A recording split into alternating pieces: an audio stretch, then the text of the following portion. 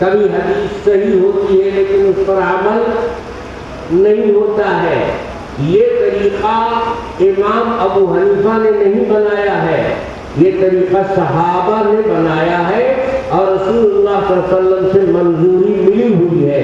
حضرت علی نے صحیح حدیث پر عمل نہیں کیا اور جا کے رسول اللہ صلی اللہ علیہ وسلم کو بتایا بھی کہ ہم نے اس کو نہیں قتل کیا. آپ نے حکم بھی دیا تھا جب بھی میں نے قتل نہیں کیا. تو حضور نے حضرت علی کو ڈانٹ تو نہیں کھلائی، یہ تو نہیں کہا کہ تم نے غلط کیا، میرے حکم پر کیوں نہیں عمل کیا. اللہ کے نبی خاموش ہو گئے، جو تم نے کیا وہ صحیح کیا، میں نے تو حکم دیا تھا غلط فہمی میں دیا، بے علمی میں دیا. تم نے دیکھا تو مشاہدہ تمہاری آنکھ نے جو دیکھا وہ صحیح ہے، اور میں نے جو سنا کر فیصلہ کیا تھا وہ صحیح نہیں تھا. تو پتہ چلا کہ حدیث صحیح کے معارض کوئی دلیل ہو، اس کے مقابلے میں اگر کوئی دلیل ہو. کبھی کبھی ایسا ہوتا ہے کہ حدیث صحیح کے معارض مخالف خود حدیث صحیح ہوتی ہے. یہ بھی صحیح حدیث، یہ بھی صحیح حدیث، اب دونوں صحیح حدیث کا ٹکراؤ ہو گیا. تو ہمارے امام اعظم ابو حنیفہ رحمۃ اللہ علیہ نے بعض مصلحتوں کی وجہ سے معارض حدیث پر عمل کر لیا اور اس کے مقابلے میں جو صحیح حدیث تھی اس پر عمل نہیں کیا. اور تو اس کی بھی مثال دے دے، مثال سے مسئلہ سمجھ میں آتا. آپ لوگ آمین زور سے بولتے ہو آہستہ سے بولتے ہو؟ ہم کو دیکھ کے بولو گے تو ہم کو کیا دیکھ رہے؟ ارے الحم شریف جب ختم ہوتا ہے، امام پڑھ رہا ہے الحم شریف، بلد ظالمین پر پہنچا تو آپ آمین زور سے کہو گے آہستہ؟ آہستہ. کیوں آہستہ کہنا سب کے نزدیک درست ہے، اس سے کسی کو انکار نہیں. کوئی مسلمان ایسا نہیں ہے جو آہستہ آمین نہ کہتا. شافعی ہے تب بھی آہستہ آمین کہتا، حنبلی ہے تب بھی آہستہ آمین کہتا، اور غیر مقلد بقرات کرناتی ہے تو وہ بھی آہستہ آمین کہتا ہے کہ نہیں؟ ایسے سر ہلا 12 بجے جاتے تو اپنے سر ایسے ہل جاتا. سمجھ کے ہاں نہیں بولو. غیر مقلد آہستہ آمین کہتا ہے، شافعی آہستہ آمین کہتا ہے، حنبلی آہستہ آمین کہتا ہے، تب کیسے بول رہے ہو سب میں ہاں؟ تم ناسمجھ ہو، بے سمجھے مجھے بولتے، میں سمجھ ڈوب کر بولتا ہوں. سب لوگ آہستہ آمین کہتے ہیں، حنبلی بھی، شافعی بھی، غیر مقلد بھی. وہ کیسے؟ 4 رکعت کی نماز پڑھتے ہیں تو زور سے آمین 2 ہی رکعت میں بولتے ہیں، تیسری چوتھی میں بولتا ہے کوئی؟ ارے کوئی مقلد تیسری چوتھی رکعت میں زور سے بولتا ہے، کوئی شافعی بولتا ہے، تب 2 رکعت میں سب حنفی بن جاتے ہیں، بے دلیل کے بن گئے. ہمارا مسلک تو وہ ہے کہ ہمارے دشمن کو بھی اس پر عمل کرنا. اور ہمارے یہاں تو عورتیں مسجد میں نہیں جاتی ہیں، لیکن ان کے یہاں تو عورتیں بھی مسجد میں جاتی ہیں. عورت کوئی زور سے آمین بولتی ہے تو سب کے گھر میں تو حنفی ہے، عورت سب کی حنفی، سب آہستہ آمین. بتاؤ آہستہ آمین تم بھی بول رہے ہو، دلیل ہم سے مانگ رہے ہیں. ہم تم سے مانتے ہیں دلیل کے 2 رکعت میں آہستہ کیوں بولتے ہو؟ دلیل دو. جس بات کو سب مان رہے ہیں اس کے دلیل کی ضرورت ہے. شافعی بھی 2 رکعت میں آہستہ بول رہا ہے، حنبلی بھی 2 رکعت میں آہستہ بول رہا ہے، عورتیں سب کی سب آہستہ بول رہی ہیں. آدھا حنفی تو تم بھی ہو، پورے بن جاؤ، کہیں بیٹا آدھا بنے ہو. حدیث حدیث دونوں طرح سے، حدیث میں زور سے بھی ہے، آہستہ بھی ہے۔ ایک حدیث دوسرے حدیث کے معارض ہے۔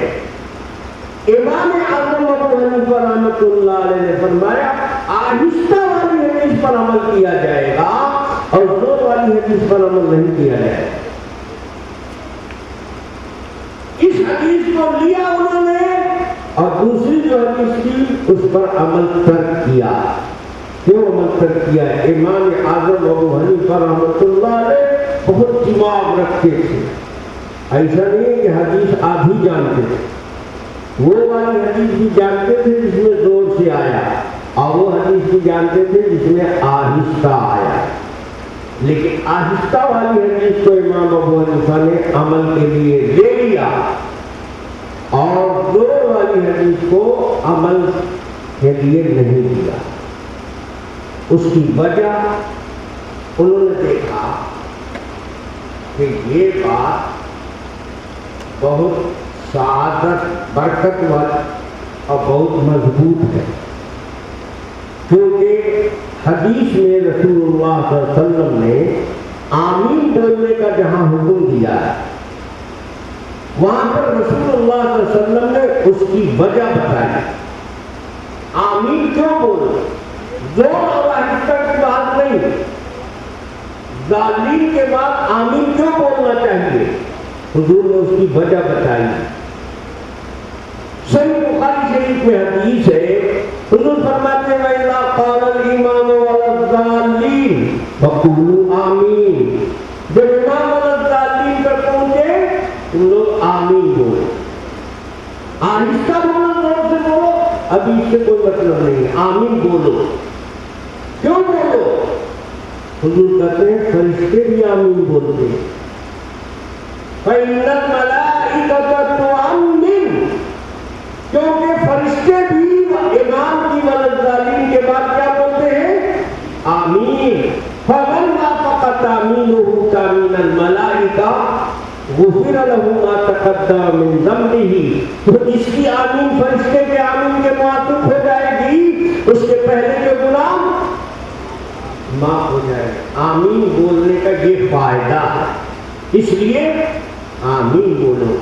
اب امام ابو حنیفہ نے دیکھا کہ زور سے آمین بولو، آہستہ بولو، دونوں میں کون بات مضبوط کرتی ہے؟ تو اللہ کے نبی نے کہا فرشتے بولتے ہیں اس وقت تم بھی بولو۔ تو بھائی دیکھا جائے کہ فرشتے زور سے بولتے ہیں کہ آہستہ بولتے ہیں؟ فرشتے بولتے ہیں، اتنا تو بخاری میں آ گیا، تو یہ تو نہیں کہہ سکتے کہ فرشتے نہیں بولتے، تو فرشتے زور سے بولتے ہیں، آپ تو سنتے ہیں نا، فرشتے آہستہ بولتے ہیں تو ہم بھی آہستہ بولتے ہیں، ہمارا مسلک فرشتوں والا ہے۔ فرشتے آہستہ بولے، امام ابو حنیفہ نے کہا تم بھی آہستہ بولو، اس لیے کہ اللہ کے نبی کہتے ہیں جس کی آمین فرشتے کے آمین کے موافق ہو جائے گی اس کے اگلے گناہ معاف ہو جائیں گے۔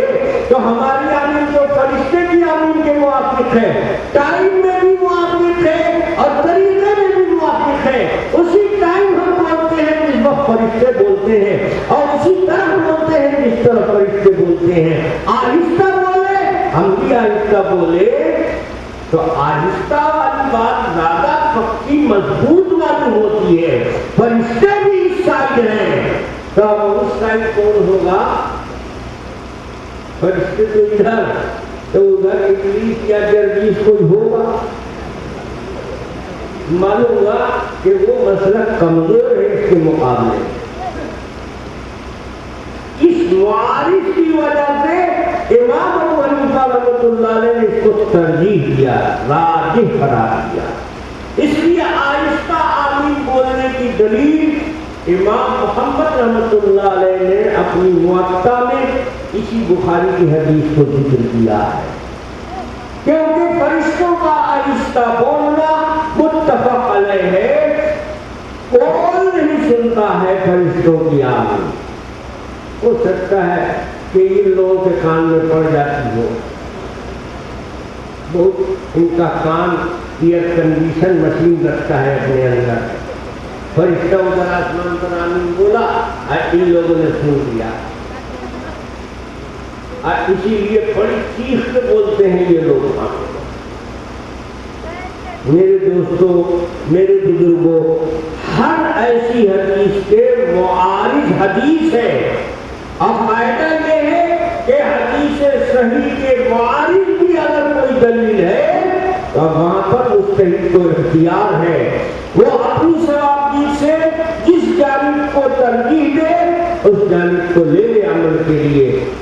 یہ طریقہ صحابہ کرام کا تھا، سیدنا علی رضی اللہ عنہ نے یہاں یہی کیا۔ اللہ کے نبی کی صحیح حدیث کی اذهب فاضربه، جاؤ اس کی گردن مار دو۔ حضرت علی کو کوئی شک بھی نہیں تھا اس میں، یقین سے جانتے تھے کہ اللہ کے نبی کا یہ حکم ہے، لیکن حضرت علی جب آئے صورتحال ایسی بنی کہ اب خود حضرت علی کو موقع مل گیا اس کے سطر دیکھنے کا، اور سطر دیکھا تو سمجھ میں آیا کہ نبی نے غلط فہمی میں حکم دے دیا ہے، زناکار اس کو سمجھ لیا ہے، اور زنا کا یہاں کوئی امکان ہی نہیں ہے، تو نبی کا حکم قابل تعمیل نہیں ہے، اس کو ترک کر دیا اور مشاہدے پر عمل کیا۔ مشاہدہ یہاں معارض ہے تو حدیث صحیح پر ترک جائز ہو گیا۔ تو معلوم ہوا کہ جب حدیث صحیح کے معارض کوئی دلیل ہو تو حق ہے کہ اس معارض پر ہم عمل کر لیں اور صحیح حدیث کو ترک کر دیں۔ یہ اصول، یہ قاعدہ اگر آپ کو یاد رہے گا تو ہزاروں مسئلے آسانی سے حل ہو جائیں گے۔ اور یہ جو آپ کو مغالطہ دیتے ہیں، دیکھیے امام ابو حنیفہ یہ کہتے ہیں اور رسول اللہ صلی اللہ علیہ وسلم کا یہ حکم ہے، حدیث صحیح کو نہیں قبول کیا، تو وہاں پر امام ابو حنیفہ کے پاس بھی حدیث موجود ہے، وہ اس کے معارض ہے۔ امام ابو حنیفہ نے معارض کی وجہ سے حدیث صحیح کو قبول نہیں کیا، اس پر عمل نہیں کیا۔ ترک اور چیز ہے اور انکار اور چیز ہے۔ ہم کسی صحیح حدیث کا انکار نہیں کرتے ہیں، ہاں حدیث صحیح پر ہم عمل کرتے ہیں اور اس کے مقابل حدیث صحیح ہے تو ہم اس کو ترک کرتے ہیں، ہم اس کا معنی دوسرا نکال کر دونوں حدیث میں توافق پیدا کرنے کی کوشش کرتے ہیں۔ میرے دوستوں، میرے بزرگوں، آپ کی اس نشست میں بہت ساری باتوں کو بیان کرنے کا نہ موقع ہے اور نہ اس کے لیے طبیعت میں آمادگی ہے۔ آپ دیکھ رہے ہیں میں کتنا عمر رسیدہ آدمی، ہزاروں ہزار کلومیٹر کا سفر کر کے آنا، راتوں کو جاگنا اور ڈیلی یہی کام، تو کتنا چل پائے گا آدمی؟ اور اللہ تبارک و تعالیٰ کی مصلحت اور قدرت کو وہی جانتے ہیں۔